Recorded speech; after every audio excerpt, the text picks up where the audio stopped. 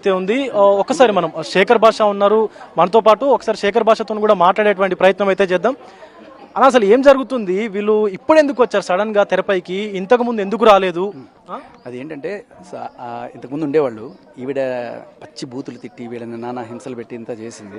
సరే అప్పుడు కూడా కొన్నాళ్ళు కొడుకు కోసం కొంత భరించారు. బట్ తర్వాత ఏమైందంటే ఆయనకి లెగ్ ఆపరేషన్ ఏదో మీరు చూస్తున్నారు కదా, సో ఆపరేషన్ కోసం ఆయన వెళ్ళిపోవాల్సి వచ్చింది. వెళ్ళిపోవాల్సి వచ్చిన తర్వాత ఈవిడ ఈ డ్రగ్స్ కేసులో పట్టుబడిపోయి 45 రోజులు చెంచల్గూడ జైల్లో ఉండడం, తర్వాత ఇక్కడికి వస్తే మనల్ని కూడా ఈ డ్రగ్స్ ఘాటి కట్టేస్తారనే భయంతో రాస్తారని కానీ వీళ్ళ అమ్మ నాన్న కానీ రావడం బంద్ చేశారు ఇక్కడికి. బట్ ఇదే అదునుగా ఆవిడ కబ్జా చేసి కూర్చుంది. బట్ ఇక్కడ నుంచి రకరకాల కంప్లైంట్స్ రావడం మొదలుపెట్టాయి వీళ్ళకి. ఈ రోజు ఇంకొక కంప్లైంట్ కూడా వచ్చినట్టుగా తెలుస్తా ఉంది. రాజ్ తరుణ్ కూడా ఈ యొక్క అసోసియేషన్ నుంచి, ఈ విలాస్ అసోసియేషన్ నుంచి కూడా ఫైనల్ వార్నింగ్ వెళ్ళినట్టుగా కూడా తెలుస్తా ఉంది. అదే ఈ వార్నింగ్ ఏంటి అది ఒకసారి చదివి వినిపించండి. ఏంది ఈ వార్నింగ్ ఏంటంటే, సో ఇక్కడ నుంచి రాస్తున్నాము మీకు వెల్ఫేర్ అసోసియేషన్ నుంచి in response of multiple complaints చాలా మంది దగ్గర నుంచి. అది దాంట్లో ఏంటంటే స్టాఫ్ నుంచి, ఇక్కడ రెసిడెంట్స్ నుంచి consumption of suspected peddling and illegal drugs ఇక్కడ జరిగే ఇది ఉందని చెప్పి జనాలకి ఇది ఉంది. అండ్ ఈ డ్రగ్స్ ఇన్ఫ్లుయెన్స్లో పార్టీలు గట్టిగా అరవడాలు, కొట్టడాలు ఇవన్నీ. దీంతోపాటు this incident at this community swimming pool దగ్గర ఎవరైనా అనాథరైజ్డ్ పర్సన్స్ తీసుకొచ్చి వాళ్ళతో వల్గర్ యాక్ట్స్ చేయడం, ఇవన్నీ కూడా. సో ఇవన్నీ కూడా వీళ్ళు ఇది చేసుకుంటున్నారు. సో ఇవన్నీ క్వశ్చన్ చేసినప్పుడు ఇక్కడ మెయింటెనెన్సే కట్టదట ఈవిడ. అది కూడా రౌడీజం అట. మెయింటెనెన్స్ కట్టదు, రౌడీజం చేస్తుంది, అడిగితే వాళ్ళని వెళ్ళిన పచ్చిబూతులు తిడుతుంది, ఇవన్నీ చేస్తుంది.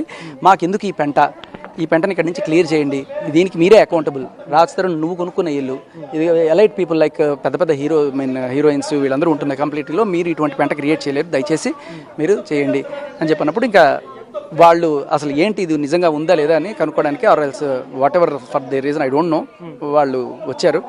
వచ్చిన తర్వాత ఇప్పుడు వాళ్ళని మెడబెట్టి బయటకి ఎంచడం ఎందుకు, మేబీ లోపల ఏమైనా ఉన్నాయని తెలిసిపోతుందా లేకపోతే ఏంటి తెలియదు.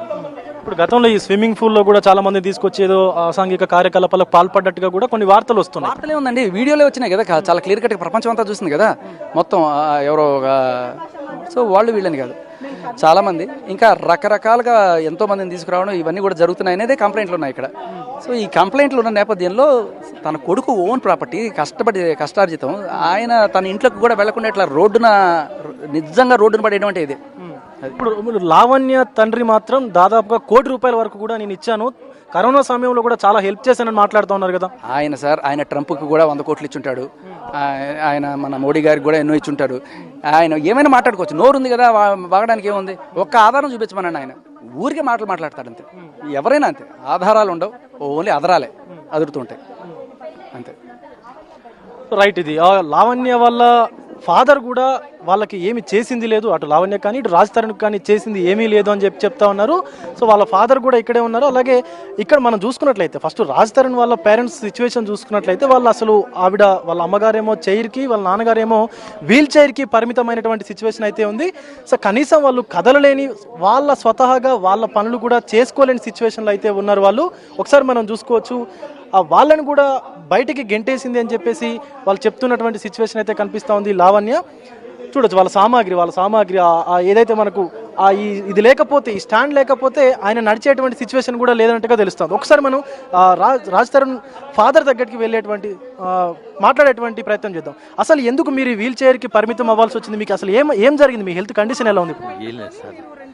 కాలు ఫ్రాక్చర్ అయింది. తర్వాత ఏంటంటే ఇంకెక్కడి నుంచి నడవలేక వీల్